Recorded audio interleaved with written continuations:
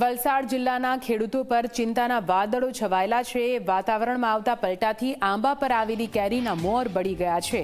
અત્યાર સુધીમાં 70 થી 80% પાકને નુકસાન થયું હોવાની ખેડૂતોને માહિતી આપી છે। હવે આંબા પર 20 થી 30% જ કેરીઓ બચી હોવાનું ખેડૂતોએ જણાવ્યું। દવા અને મજૂરીનો ખર્ચ પણ કાઢવો મુશ્કેલ બન્યો છે, ત્યારે આ વર્ષે લોકો માટે કેરી ખાવી મોંઘી બની શકે છે।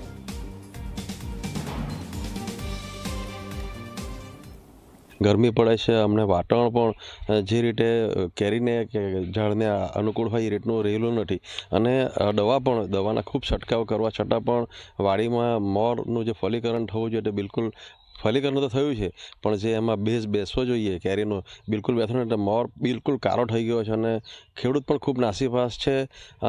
ગમે એટલો દવાનો છંટકાવ કરવા છતાં પણ રિઝલ્ટ મળી રહેલો નથી।